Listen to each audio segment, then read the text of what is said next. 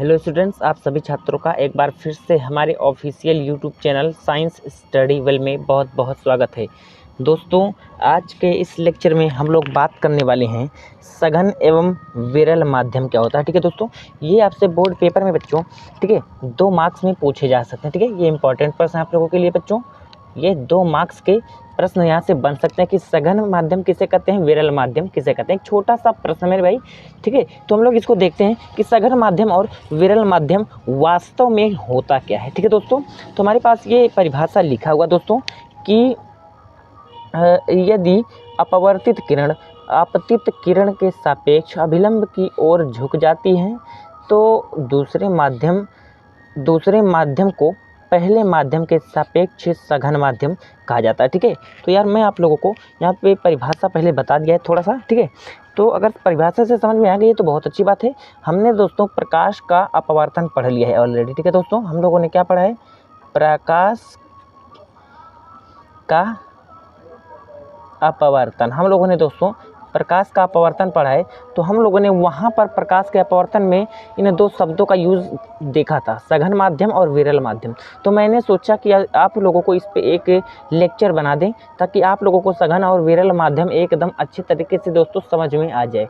ठीक है दोस्तों, तो आइए हम लोग देखते हैं कि सघन माध्यम और विरल माध्यम वास्तव में होता क्या है। तो यहाँ पर मैंने आपको ऑलरेडी परिभाषा बता दिया मेरे भाई, बट मैं आप लोगों को थोड़ा सा यहाँ पे क्या करूँगा, थोड़ा सा मैं आप लोगों को यहाँ से चित्र, ठीक है, यहाँ पे थोड़ा सा साइड में चित्र से मैं आप लोगों को बता दूं कि वास्तव में हमारा जो सघन माध्यम और विरल माध्यम है वह होता क्या है। तो मेरे दोस्तों, हम लोग 2 सिंपल यार 2 मीडियम ले लें। मैं यहाँ पे ना एक बॉक्स ले रहा हूँ इस तरीके से और इस तरीके से। ठीक है, तो हम लोग एक तरफ सघन माध्यम को समझ लेंगे, एक तरफ विरल माध्यम को। ठीक है, तो दोस्तों यहाँ पर क्या होगा, यहाँ पर सिंपली यार हम लोगों ने इस तरीके से एक रेखा खींच ली। ठीक है, एक रेखा खींच ली। अब यहाँ पे हम लोग क्या करेंगे, ऊपर में हम लोग अगर क्या ले लें, ऊपर में मेरे दोस्तों हम लोग कौन सा मीडियम ले लें। देखो ये हमारा क्या है कि आपतित किरण जो होती है ये इसमें सघन माध्यम में, इसमें तो जो आपतित किरण होती है, ठीक है, जो अपवर्तित किरण है वह आपतित किरण के सापेक्ष अभिलंब की ओर झुक जाती है। यानी मेरे दोस्तों अगर हम लोग यहाँ पे ये हमारे पास इस तरीके से एक लाइन खींच ली हम लोगों ने, ऊपर में हम लोग विरल माध्यम ले लें, ऊपर में हम लोगों ने अगर विरल माध्यम ले लिया और नीचे हम लोग सघन माध्यम। ठीक है, अब विरल माध्यम का जो एग्जाम्पल है वो क्या है, वह बहुत ही अच्छा एग्जाम्पल है मेरे भाई, वायु है। वायु है, ठीक है, और इसका है एग्जाम्पल सघन माध्यम का कांच। ठीक है, इतनी बात समझ में आ गई। तो अब हम लोग यहाँ पे सिंपल यार एक अभिलंब खींच लेते हैं। ये जो डॉट डॉट डॉट से हम लोगों ने दर्शाया है एक अभिलंब है। क्या है दोस्तों, एक अभिलंब है। अब सिंपली यार हम लोग जब यहाँ से प्रकाश किरण को डालते हैं, ये हमारा आपतन बिंदु है। कौन सा बिंदु है, ये हमारा आपतन बिंदु है।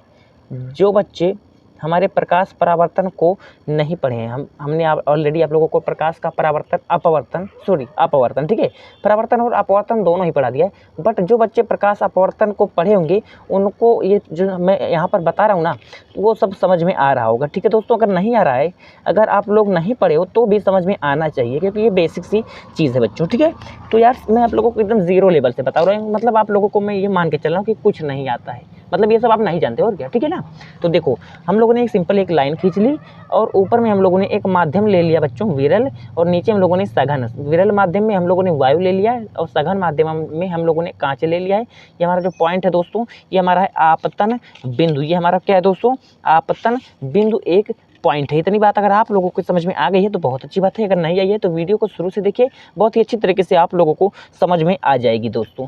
ठीक है, तो अब हम लोग यहाँ पर क्या देखते हैं, प्रकाश का अपवर्तन में हम लोगों ने देखा कि जब हम लोग प्रकाश को यहाँ से भेजते हैं तो इस तरीके से हम लोग जब प्रकाश को भेजते हैं तो इस किरण को हम लोग बोलते हैं बच्चों आपतित किरण। कौन सी किरण, आपतित किरण, इसको हम लोग बोलते हैं आपतित किरण। अब जब दोस्तों देखो ये हमारा ऊपर वाला पूरा माध्यम क्या है, वायु है, जो कि विरल माध्यम है। अब जब ये प्रकाश दूसरे माध्यम में आएगी बच्चों तो क्या हो जाएगी, ये जब दूसरे माध्यम में आएगी तो हम लोगों को लगता है कि प्रकाश देखो इस तरफ से हम लोगों ने भेजा है प्रकाश को, तो हम लोगों को लगता है कि प्रकाश किरण इस तरीके से सीधे होकर आएगी, बट हम लोगों को लगता है ऐसा, केवल मतलब प्रतीत होता है। लेकिन ये प्रकाश किरण हल इस तरीके से दोस्तों अभिलंब की ओर झुक जाती है। ये हमारी अभिलंब है तो इस तरफ थोड़ी सी झुक जाती है दोस्तों। तो इसी को हम लोग बोलते हैं, क्या बोलते हैं, इसी को हम लोग बोलते हैं मेरे प्यारे साथियों, क्या बोलते हैं इसी को, इसी को हम लोग बोलते हैं, ये हमारे पास कौन सी किरण है, ये हमारे पास अपवर्तित किरण हो गई। ठीक है, अपवर्तित किरण हो गई। ठीक है, तो इसी प्रक्रिया, इसी घटना को हम लोग बोल देते हैं दूसरे माध्यम को पहले माध्यम के सापेक्ष सघन माध्यम। दूसरे माध्यम ये हमारे पास दूसरा माध्यम है बच्चों, तो दूसरे माध्यम को पहले माध्यम का कौन सा, सघन माध्यम हम लोग बोल देते हैं। तो सघन माध्यम आप लोगों को उम्मीद है कि समझ में आ गया होगा। सिंपल यार, कि जब हम लोग देखो, यदि अपवर्तित किरण, ये हमारे पास है, देखो दोस्तों अपवर्तित किरण, ये अपवर्तित किरण है। ठीक है, बोला गया है कि यदि अपवर्तित किरण आपतित किरण के सापेक्ष अभिलंब की ओर झुक जाए, आपतित किरण के सापेक्ष, देखो ये बोल रहा है कि आपतित किरण देखो सीधी जानी चाहिए थी, बट यहाँ पे सीधी ना जाने के बजाय हल्की सी झुक गई, यानी अभिलंब की ओर देखो दोस्तों यहाँ पर झुक गई। इसको इस तरीके से सीधा जाना चाहिए था, बट ये सीधा ना जाते हुए झुक गई। तो इसी प्रक्रिया को हम लोग बोलते हैं दूसरे माध्यम का पहले माध्यम के सापेक्ष सघन माध्यम। ठीक है दोस्तों, इतनी बात अगर आप लोगों को समझ में आ गई है मेरे भाई, तो आप लोगों ने सघन माध्यम को समझ लिया है एकदम अच्छे तरीके से। अब देखो यहाँ पर एक मैं आप लोगों को बहुत ही इंपॉर्टेंट पॉइंट बता दूं बच्चों, कि इसमें जो प्रकाश की चाल होती है कम हो जाती है। यानी मेरे प्यारे छात्रों, अगर हम लोग कोई किरण को भेज रहे हैं, देखो आपतित कर रहे हैं किरण को विरल माध्यम से सघन माध्यम में, तो क्या हो रहा है, अगर हमारे पास यहाँ पे हम लोग क्या भेज रहे हैं, यानी यहाँ पे अगर हम लोग बच्चों 1 मीटर प्रति सेकेंड की चाल से हम लोग क्या भेज दे रहे हैं, प्रकाश को। ये देखो इसमें बोला गया कि इसमें प्रकाश की चाल कम हो जाती है। यानी बच्चों अगर इसमें 1 मीटर प्रति सेकेंड की चाल से हम लोग किसको भेज दे रहे हैं बच्चों, प्रकाश को। ठीक है, प्रकाश की चाल यदि इसमें कितनी है, 1 मीटर प्रति सेकेंड, तो यहाँ पे जब दूसरी माध्यम में प्रकाश आती है इस तरफ से, तो क्या हो जाती है, उसकी चाल में कमी आ जाती है। ठीक है दोस्तों, तो यहाँ पर इसकी जो चाल हो जाती है 0.5 मीटर प्रति सेकेंड। ठीक है, इस तरीके से इसकी चाल हो जाती है। यानी जब हम लोग प्रकाश किरण को आपतित करते हैं तो उसका जो पहले माध्यम में यानी वायु में जो उसका क्या होता है दोस्तों, वायु में जो उसका प्रकाश की चाल होती है वह है, और जब दूसरे माध्यम में आती है सघन माध्यम में, तो उसकी चाल में क्या हो जाती है, कमी आ जाती है। अर्थात हम लोग उसको बोलते हैं बच्चों कि मतलब आधी हो जाती है चाल, यानी कमी आ जाती है उसमें। तो सिंपल यार कि हम लोगों ने अगर 1 मीटर प्रति सेकेंड के हिसाब से चाल यहाँ पर भेजा था आपतित किरण को, तो यहाँ पर आते हुए क्या हो गई, उसकी चाल आधी हो गई, यानी बच्चों कम हो गई, यानी 0.5 मीटर प्रति सेकेंड की हो गई उसकी चाल। ये बात अगर आप लोगों को समझ में आ गई है तो बहुत अच्छी बात है। ठीक है, अगर नहीं आई है तो एक बार फिर से वीडियो को थोड़ा सा पीछे करके देख लीजिए। ठीक इसी प्रकार से अगर हम लोग दोस्तों विरल माध्यम को समझें, तो विरल माध्यम ठीक इसका अपोजिट होता है। यानी ठीक इसी प्रकार से हम लोग एक कर लेंगे दोस्तों, क्या कर लेंगे, एक सिंपल लाइन खींच लेनी है। ठीक है, अब हम लोग देखो सघन माध्यम को यहाँ पर नीचे लिया था, यहाँ पर हम लोग सघन माध्यम को ऊपर ले लेंगे। सघन में हम लोग क्या लिए थे, कांच। ठीक है, हाँ, सघन माध्यम का जो एग्जाम्पल है वो क्या है दोस्तों, कांच। इसका एग्जाम्पल बहुत ही शानदार है, कांच मैंने आपको अपवर्तन में पढ़ाया भी था। ठीक है दोस्तों, ये समझ में आ गई बातें। तो अब देखो यहाँ पर सघन माध्यम में हमारे पास कांच है। अब हम लोग नीचे ले लिए हैं क्या, नीचे हम लोगों ने ले लिया विरल माध्यम में वायु, हवा। ठीक है, तो अब यहाँ पे सिंपली आप लोगों को क्या देखने को मिलेगी मेरे प्यारे साथियों, यहाँ पर भी आप लोगों को इस प्रकार से एक अभिलंब खींच लेनी है। यहाँ पे आप लोग जब प्रकाश किरण को डालोगे तो आप लोगों को पड़ता है ये आपतन बिंदु है। अब इस आपतन बिंदु से जब हम लोग प्रकाश किरण को आपतित कर रहे हैं, क्या कर रहे हैं, आपतित कर रहे हैं बच्चों, तो ये क्या हो जा रही है, प्रकाश किरण हम लोगों को लगता है इस तरफ जाएगी सीधे, लेकिन यहाँ पर क्या हो जाती है, यहाँ पर इस तरीके से इस अभिलंब से दूर हट जाती है बच्चों। ये हमारे पास हो गई अपवर्तित किरण,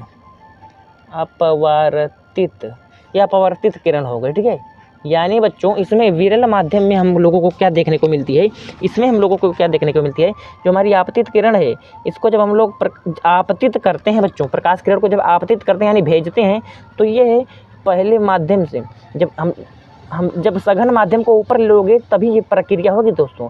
सघन माध्यम में आप लोग जब कांच को ले लोगे ऊपर में, ठीक है, तो तभी प्रक्रिया होगी। अगर आप लोग विरल को ऊपर ले लोगे तो तब तो वो अभिलंब की ओर झुक जाएगी, ठीक है, अभिलंब की ओर क्या हो जाएगी बच्चों, झुक जाएगी। तो आप लोगों को ध्यान देना है कि कंडीशन में आप लोग सघन माध्यम को ऊपर लेना है, ठीक है। तो सघन माध्यम में जब आप लोग प्रकाश किरण को डालोगे तो क्या हो जाएगी, जब वह दूसरे माध्यम में जाएगी यानी विरल या हवा में जब जाएगी बच्चों, तो क्या हो जाएगी, वह अभिलंब से दूर हट जाएगी। यानी अभिलंब से दूर हटने का मतलब बच्चों जो उसका अपवर्तित किरण होगा वह क्या हो जाएगा, अभिलंब से देखो इसकी डिस्टेंस दूरी जो है वह क्या हो जाएगी दोस्तों, दूर हो जाएगी, ठीक है, अभिलंब से दूर हो जाएगी। तो उस प्रक्रिया को हम लोग बोलेंगे बच्चों, उस प्रक्रिया को बोलेंगे दूसरे माध्यम का, किसके, दूसरे माध्यम का। ये पहला माध्यम है बच्चों और ये दूसरा माध्यम है, तो दूसरे माध्यम का पहले माध्यम के सापेक्ष विरल माध्यम। पहले यहाँ पर ध्यान से देखिएगा मेरी परिभाषा, यहाँ पर परिभाषा आप लोगों को लिखी हुई है, ये आप लोगों को मैंने डायग्राम से समझा दिया, ठीक है। हम लोग यहाँ से एक किरण को आपतित किए हैं बच्चों, तो यहाँ पर क्या हो रहा है, जब हम लोग सघन माध्यम को ऊपर ले रहे हैं, विरल को नीचे ले रहे हैं, तो जब हम लोग प्रकाश किरण को सघन माध्यम से डाल रहे हैं बच्चों, तो यह अभिलंब से दूर हो जा रही है, अभिलंब से दूर हो जा रही है दोस्तों। तब हम लोग बोलेंगे जो दूसरा हमारा माध्यम है उसको हम लोग बोलेंगे पहले माध्यम के सापेक्ष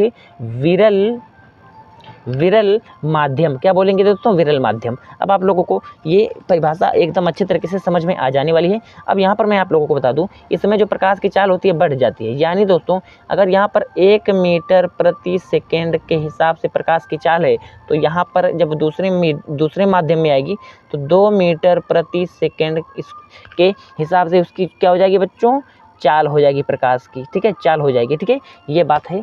तो ये कंडीशन है। अब इसका एग्जाम्पल है दोस्तों वायु, इसका एग्जाम्पल है वायु। अब आप लोग इस परिभाषा को देखिए और अपने नोटबुक में नोट कर लीजिएगा कि यदि अपवर्तित किरण आपतित किरण के सापेक्ष अभिलंब से दूर हटती हुई,